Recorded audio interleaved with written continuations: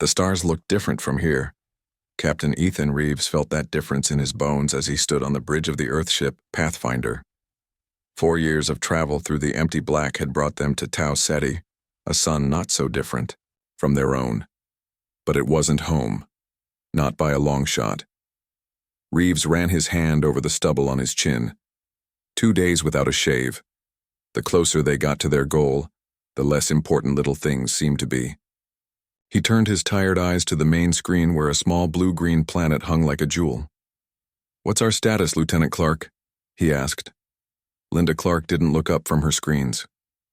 Her fingers moved quickly across the controls as data flowed past her eyes. She had been the youngest navigator ever accepted to the United Earth Space Program, and now she was the first human to chart a course around an alien star. "We're steady in orbit, Captain," she said. "The planet looks good. Gravity is 1.2 times Earth normal. Atmosphere has more oxygen than we're used to, but we can breathe it." Reeves nodded. "What about our fuel cells?" "The trip used 81% of our reserves," Clark replied. "We have enough to get home if we leave within the next 3 months." Around the bridge, 20 crew members worked at their stations. Most were quiet, focused on their jobs, but Reeves could feel the excitement in the air. They had done what no humans had ever done before. They had crossed the gap between stars. The Pathfinder wasn't a military vessel, even though most of its crew had military training. It was a ship of science and discovery, built for one purpose only: to reach Tau Ceti and find out if the strange radio signals they had been picking up for the last 50 years came from intelligent life. Science Officer Peter Gould, suddenly, sat up straight at his station. "Captain, I'm getting readings from the surface. There are cities down there, big ones." Reeves walked over and looked at Gould's screen. The young scientist's face was lit up with both the blue glow of his display and pure joy.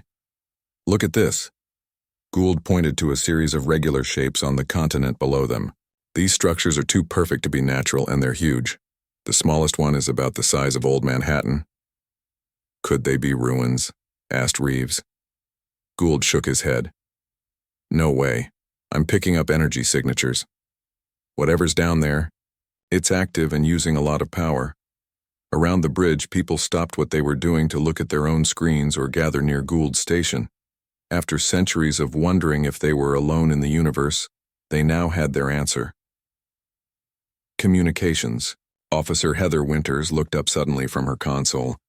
Her face had gone pale. "Captain," she said, her voice shaking slightly. "We're not alone up here."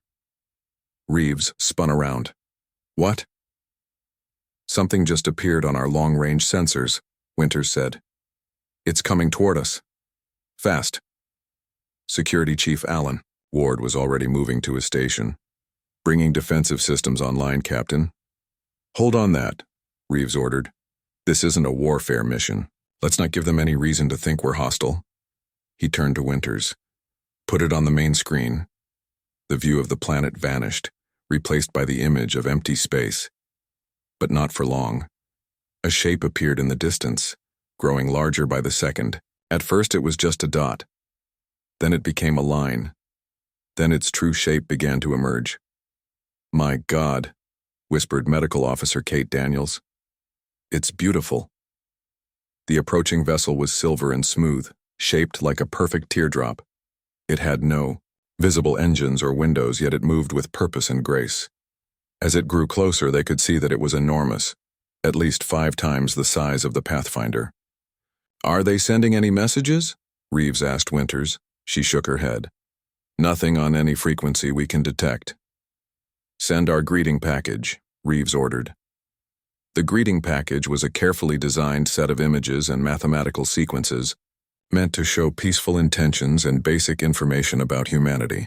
Scientists on Earth had spent years creating it. "Package sent," Winters confirmed. The alien ship came to a stop about 5 kilometers from the Pathfinder. For a long moment, nothing happened. The 2 vessels hung in space, facing each other like cautious animals meeting for the first time. "They must be studying us," Gould said excitedly, "trying to understand who we are, or deciding if we're worth talking to," muttered Ward. Suddenly, the alien ship began to glow with a soft blue light. The light grew brighter, pulsing gently.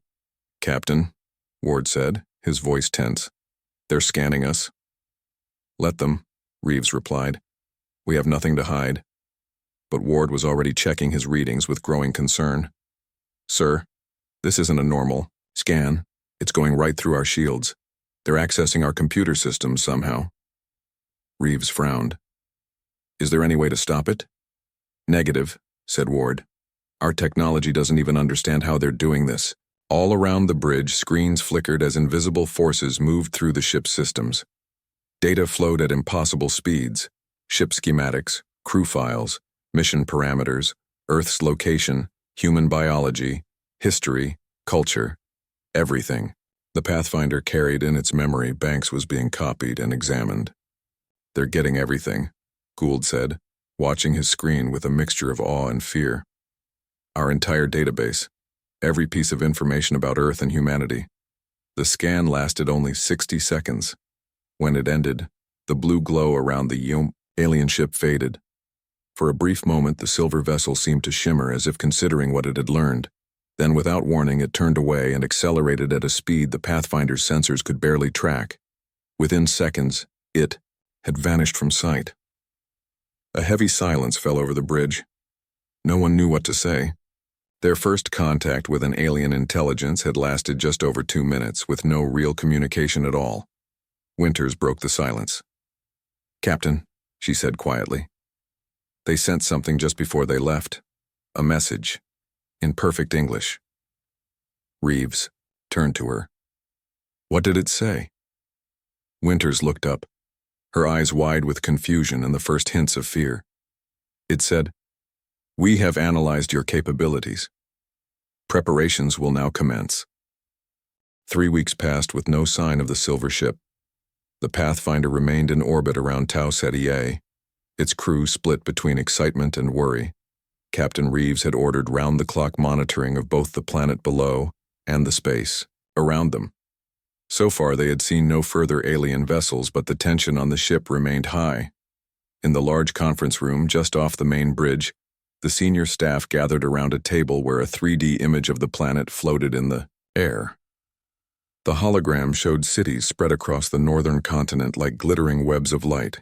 "As you can see," Science Officer Gould said, pointing to one of the largest city clusters.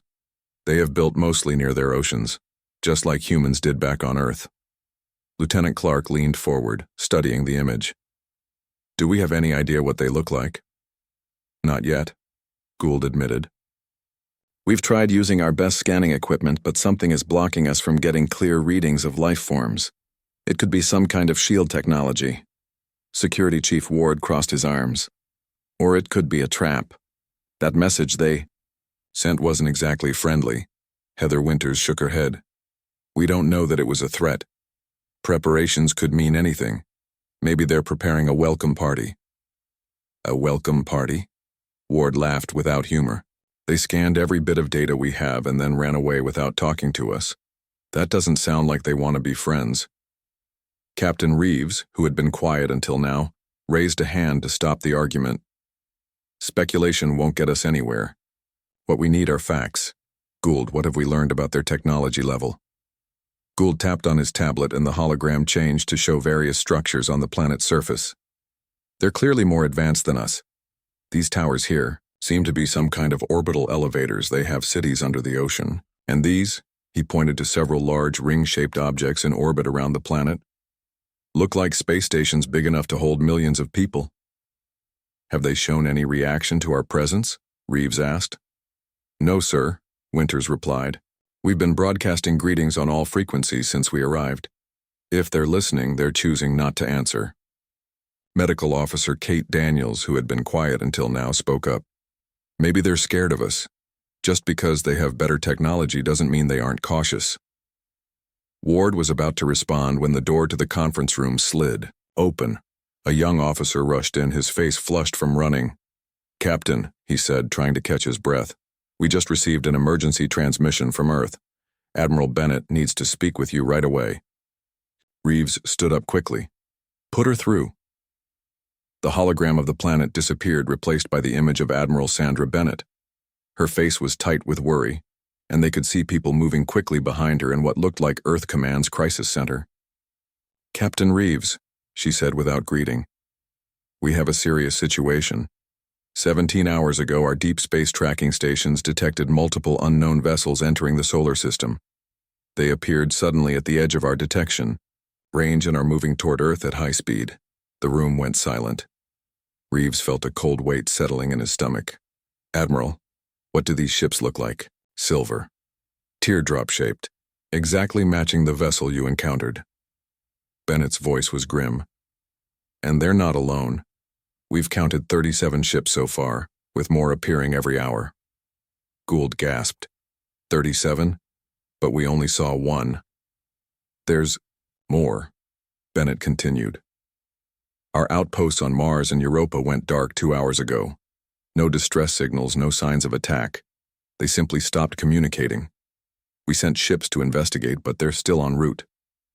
Reeves leaned closer, to the hologram. "Admiral, have these ships made any attempt to communicate?" "None. They're ignoring all our transmissions, but that's not the most disturbing part." Bennett looked down at something off-screen, then back up.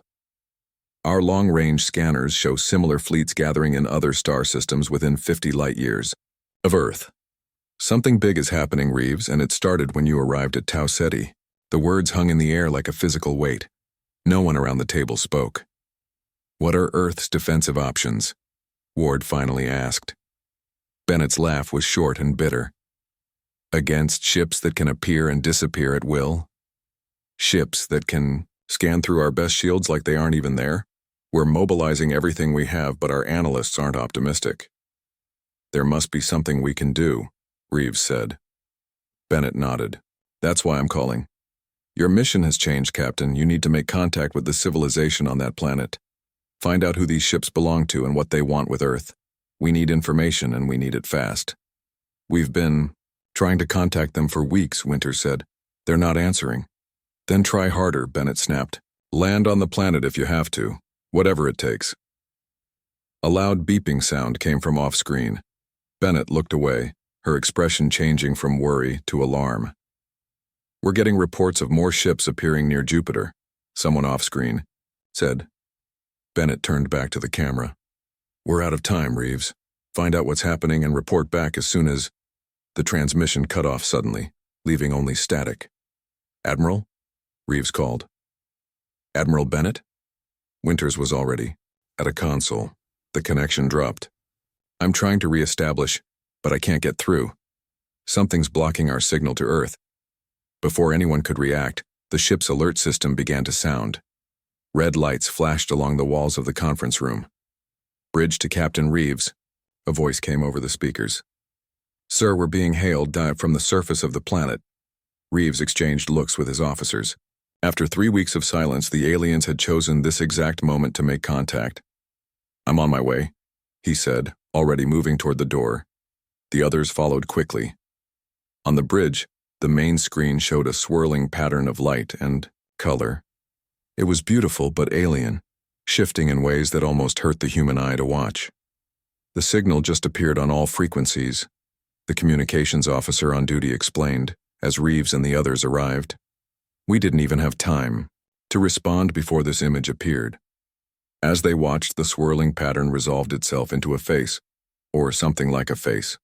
It had large, almond-shaped eyes and silver skin that seemed to flow like liquid metal.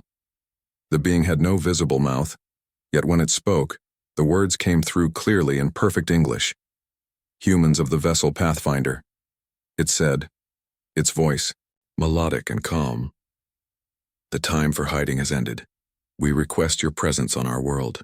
Your species faces extinction. We may be able to prevent it, but only if you act quickly." Reeves stepped forward. "Who are you? Are you responsible for the ships approaching Earth?" The silver face showed no emotion. "We are not responsible, but we know those who are. Come to the surface.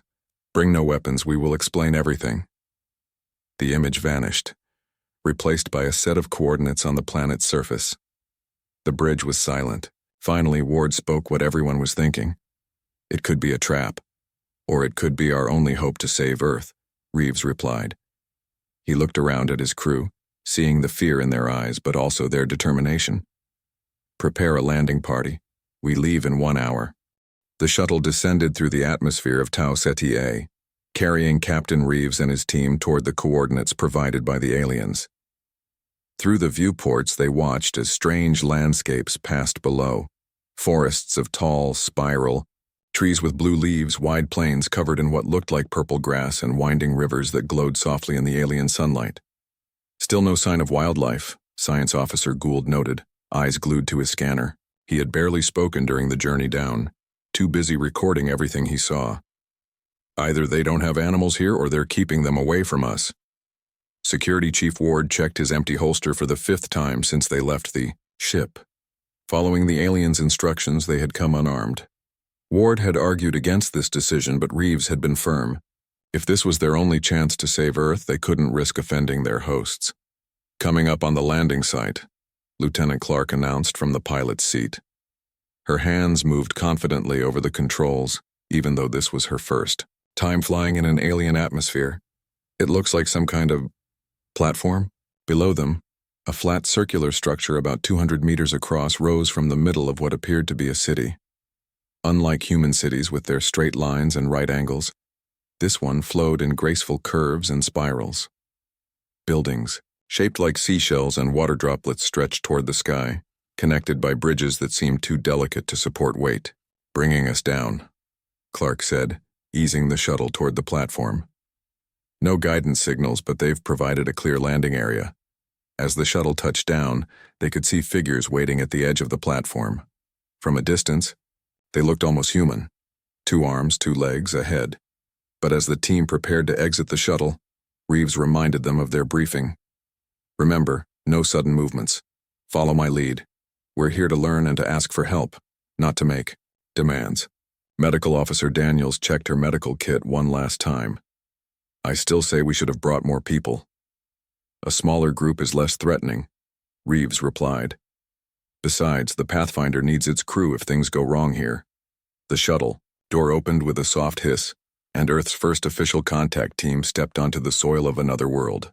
The air smelled strange, like cinnamon and something metallic, but their readings had shown it was safe to breathe. The aliens approached slowly. There were 3 of them, each about 2 meters tall, with slender bodies covered in what looked like a form-fitting silver suit. But as they came closer, Reeves realized with a shock that it wasn't a suit at all. Their skin itself was a shifting, metallic silver color that rippled slightly as they moved. Their faces were the most alien, and yet the most familiar part of them. Large, almond-shaped eyes dominated their features, eyes that were completely black with no visible pupils. They had small noses and no visible ears, but most striking was that they seemed to have no mouths. Welcome to Tala, said the tallest of the 3 aliens, though no lips moved. The words simply appeared in the humans' minds as clear as if they had been spoken aloud. I am Nix, Sentinel Archivist of the Talon Conclave. Reeves felt a chill run down his spine but kept his expression neutral. Thank you for inviting us. I am Captain Ethan Reeves of the Earthship Pathfinder. We come in peace and friendship. We know why you have come, said the second alien, smaller than Nix but with more intricate patterns swirling across its silver skin. I am Vex, Pattern Analyst. We have been watching your world for a long time. The third alien stepped forward. Its silver skin had a bluish tint that the others lacked. I am Mira, Life Guardian. Please follow us. There is much to explain and little time. The 3 aliens turned and began walking toward one of the shell-shaped buildings. After a brief hesitation, Reeves and his team followed. They're telepathic, Gould whispered excitedly. This changes everything we thought we knew about alien communication. Stay focused, Reeves murmured back. Remember why we're here. Inside the building, they found themselves in a large circular room. The walls seemed to be made of some kind of living crystal that pulsed with soft light. In the center of the room was a pool of what looked like liquid metal, similar to the alien's skin. Please stand here. Nix indicated spots around the pool. As the humans moved into position, the liquid metal began to swirl and rise, forming a 3-dimensional image of their solar system. Your home, Mira said, as Earth appeared in perfect detail. Then the image changed, showing silver ships, dozens of them, approaching the planet. And the danger it now faces. Who are they? Reeves asked, watching as the ships surrounded Earth in the display. Why are they threatening us? The three aliens exchanged looks, and although no words were spoken, Reeves got the impression they were communicating with each other. Finally, Nick spoke again. They are called the Harvesters. They are not like us or like you. They are machines created long ago by a species that no longer exists. They travel between the stars with one purpose: to eliminate potential threats before they can develop further. Gould stepped closer to the display. Threats to what? We've barely left our own solar system. We're no danger to anyone. Vex moved its hand through the liquid metal, and the image changed to show the Pathfinder's engine room. This technology, your method of faster-than-light travel, the Harvesters recognize the pattern. They have seen it before. I don't understand, Clark said. Our warp drive is new, but the principles behind it have been in our theoretical physics for centuries. Yes, Mira nodded, though the motion seemed practiced rather than natural. Many species discover the same principles independently. The problem is not the discovery but where it leads. Nix touched the pool and the image shifted again, showing a terrible sight.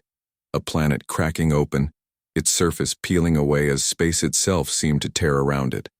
Many thousands of years ago, our civilization developed technology similar to yours, Nix explained. Within one generation, we had created weapons that could tear apart the fabric of reality itself. We were young, reckless.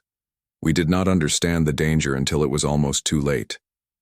The Harvesters came for us as well, Vex added. They destroyed our colonies, our stations, everything they could find. We survived only by abandoning our technology and hiding. Hiding? Ward asked. For how long? 12,000 of your years, Mira replied. We altered our biology to appear primitive to outside scans. We buried our cities beneath shields that make them seem like natural formations. We have been in stasis, watching, waiting. Reeves felt a cold understanding beginning to form. And when our ship arrived and you scanned us, our sensors detected your drive signature, Nix confirmed. But it was the Harvester scout ship that performed the deep scan of your vessel. They learned everything about your technological development path. And now they're going to attack Earth, Daniel said quietly, because of what we might become. Harvesters operate on prediction algorithms, Vex explained. They have calculated a 97.3% probability that humanity will develop reality-threatening weapons within the next century if you continue on your current path. Reeves looked at the image of Earth surrounded by silver ships. His home, his people, everything he had sworn to protect. There must be something we can do. Some way to convince them we're not a threat. The three aliens were silent for a long moment.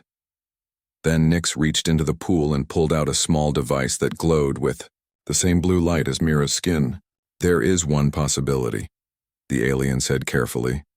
We have developed a counter-signal that might confuse the Harvester's prediction algorithms. It contains data suggesting your technological path has fundamentally changed. Hope flared in Reeves's chest. How do we use it? The signal must be transmitted during a catastrophic failure of your warp drive, Vex said. The Harvesters must believe that you have discovered a fatal flaw in your technology, one that will force your species to abandon this development path entirely. Ward stepped forward, his face hard. And how convenient that we'd have to destroy our only way home to do it. We do not ask this lightly, Mira said. But there is no other way. The signal must appear to come from a genuine disaster, not a deliberate transmission. How many of my crew would survive? Reeves asked quietly. The three aliens exchanged that silent communication again. When Nix turned back to Reeves, the alien's eyes seemed somehow sadder, though its face showed no expression. None, came the simple answer. The ship must be destroyed completely. No trace of the original warp technology can remain. The trip back to the Pathfinder was silent. Each member of the away team sat lost in their own thoughts as the shuttle climbed through the alien atmosphere. Captain Reeves looked out the viewport at the blue-green world below them, wondering if any human would ever see it again after they were gone. When they docked with the Pathfinder, the rest of the crew was waiting eagerly for news. Their faces fell as they saw the grim expressions of the returning team. Captain on the bridge announced the duty officer as Reeves and the others stepped through the door. "Status report," Reeves said, his voice steady despite the weight he carried. "Still no contact from Earth, sir," replied the communications officer. "All channels are being blocked." Reeves nodded and turned to address the bridge crew. "I need everyone's attention. We've made contact with the aliens on the surface. They call themselves the Talons. They've confirmed that Earth is under threat from a group called the Harvesters, highly advanced machines that believe our technology will lead to weapons that could damage reality itself." A murmur ran through the bridge. Reeves raised his hand for silence. "The Talons have offered us a way to save Earth, but at a high cost." He looked around at the faces of his crew, people he had trained with, lived with, and led across the stars. "I'm calling an all-hands meeting in 1 hour. Everyone will be briefed on what we've learned and what our options are." In the ship's largest gathering space normally used for recreation, the crew of the Pathfinder assembled. All 108 men and women who had volunteered for humanity's first mission to another star listened as Reeves explained the situation. He held nothing back. The nature of the Harvesters, the danger to Earth, and the Talons' proposed solution. "To be clear," Reeves said, his voice echoing in the suddenly silent room. "The Talons believe our only hope is to destroy the Pathfinder in a way that makes it look like our warp technology failed catastrophically. This would send a signal to the Harvesters that this technological path is fundamentally flawed, causing them to reassess the threat level of humanity." Engineer Sam Foster stood up from his seat. "Captain, is there any way to fake the explosion? Make it look real without actually destroying the ship?" "We asked that," Science Officer Gould replied. "The Harvesters have sensors that can detect the difference. The warp core must actually overload for this to work." "And we all have to die with it?" asked a young technician from the back of the room. Reeves took a deep breath. "No. The Talons have agreed to provide shelter for most of our crew. They believe the Harvesters would find it suspicious if there were no survivors at all. A small team will remain aboard to ensure the core overload happens correctly and the signal is transmitted." "How small a team?" Lieutenant Clark asked quietly. "Just one person," Reeves said. "Me." The room erupted in protests. Security Chief Ward's voice rose above the others. "With all due respect, sir, that's not happening. You're not staying behind alone." "I'm the captain," Reeves said firmly. "It's my responsibility." Medical Officer Daniels stepped forward. "Captain, I've reviewed the Talon signal device. It needs to be integrated with our systems at multiple points. One person can't do it alone, especially during a core overload." Reeves knew she was right, but he had hoped to spare his crew this choice. "I'm asking for volunteers then. But understand what this means. Anyone who stays on the Pathfinder won't be coming back." The silence that followed was heavy. Then Ward stood up. "I'll stay, sir." Engineer Foster rose next. "You'll need an engineer to manage the core overload. I'm in." One by one, others joined them.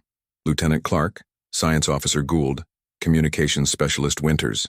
By the time it was over, 12 people had volunteered to sacrifice themselves to save Earth. Reeves looked at them, pride and sorrow mixing in his chest. "Thank you," he said simply. "The rest of you will begin evacuation to the Talon Sanctuary. Tomorrow, we have work to do." The next day passed in a blur of activity.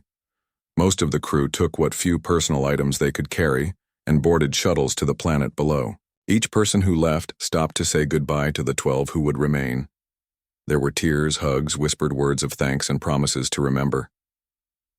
"We'll make sure Earth knows what you did," one of the junior officers told Reeves as she boarded the last shuttle. "Your names will never be forgotten." Reeves nodded, though he wondered if that was true. If their plan worked, humanity would never develop the technology that had brought them here. The Pathfinder might become just another lost ship in the stories of early space exploration. When the last shuttle had departed, the 12 volunteers gathered on the bridge, The ship felt empty and quiet without the rest of the crew. "All right," Reeves said, looking at his team. "Let's get to work." For the next several hours, they prepared the ship. Engineer Foster and his team began the delicate process of modifying the warp core to create a controlled overload. Gould and Winters worked to integrate the Talon signal device into the ship's communication array. Clark calculated the best position for the ship, close enough to be detected by the harvesters, but far enough from the planet to ensure the explosion wouldn't harm the Talons. As they worked, Ward approached Reeves in a quiet moment. "Sir, the Talon said all traces of the technology need to be destroyed. What about the backup drives? The ones with the warp drive specifications?" Reeves had been thinking about this too. "I've ordered them all brought to the bridge. We'll keep them with us until the end." Ward nodded, satisfied. "And the crew on the planet? How will they get home?" "The Talons have promised to help build a new ship," Reeves explained. "One using different technology that won't trigger the harvesters. It will take time, maybe years, but they'll make it back." "And you believe them?" Ward asked. "I have to," Reeves replied. "Otherwise, this is all for nothing." By the time their preparations were complete, the Pathfinder had moved to its final position, halfway between Tau Ceti E and its moon. Foster reported that the warp core modifications were finished. The overload sequence was ready to begin. "Final status report," Reeves ordered, taking his seat in the command chair for the last time. "Signal device is online and integrated with all key systems," Gould reported. "Position is stable. We're exactly where we need to be," added Clark from the helm. "All non-essential systems are shut down," Winters said. "Power is diverted to the main transmitter." One by one, each of the 12 reported ready. When they were done, Reeves opened a channel to record his final log. Captain's final log, Earth date May 23, 2189. "The crew of the Pathfinder has learned that our warp technology has unintentionally triggered a response from an advanced machine intelligence known as the Harvesters. These machines believe our technological development will lead to weapons capable of damaging the fabric of reality itself. According to the Talons, the native species of Tau Ceti, the Harvesters have surrounded Earth and are preparing to eliminate what they see as a future threat." He paused, looking around at his brave crew, each at their stations, doing their duty until the very end. "Most of our crew has evacuated to the Talon Sanctuary. They will, I hope, one day return to Earth with knowledge of new technologies that will not trigger the Harvester's response. As for the 12 of us who remain aboard, we are about to initiate a controlled overload of our warp core. This will transmit a signal designed by the Talons, one that should convince the Harvesters that our technology is fundamentally flawed and has been abandoned." Reeves took a deep breath. "To anyone who finds this recording, the crew of the Pathfinder acted with courage and honor. We do what we must to save our home. We go into the dark willingly, knowing that our sacrifice may mean humanity will never reach the stars in the way we did. But better to travel slowly than not to travel at all. Better to live in peace than to burn in war." As he finished recording, a communication alert sounded. On the main screen appeared Admiral Bennett, her image wavering with interference. "Reeves. Thank God we got through. The alien fleet. Something's happening. They've stopped advancing." Hope rose in Reeves's chest. "The signal hasn't even been sent yet." "Maybe they detected your preparations," Bennett suggested. "Our deep space telescopes show some of them are already turning away. Whatever you're doing, it's working." Reeves exchanged looks with his crew. "We still have to complete the mission. Admiral, make sure Earth abandons this warp technology completely. The Talons will help develop alternative methods." "We will," Bennett promised, her voice breaking slightly. "Your sacrifice won't be forgotten, Ethan. None of you will be forgotten." "Just make it mean something," Reeves replied as Foster signaled that the core overload was beginning. "Humanity has neighbors now. Better to go forward together than to face the dark alone." The warp core reached critical levels. Around the bridge, systems began to fail as power surged through the ship. The 12 crew members of the Pathfinder stood at their posts, steady even as the end approached. Captain Reeves closed his eyes as energy cascaded through the ship. In his mind, he saw Earth, blue oceans, green continents, white clouds swirling in familiar patterns. Home. The Pathfinder flared briefly like a newborn star in the skies of Tau Ceti, transmitting its crucial message across space. On Earth, the massive alien ships began to retreat, their threat assessment algorithms recalculating.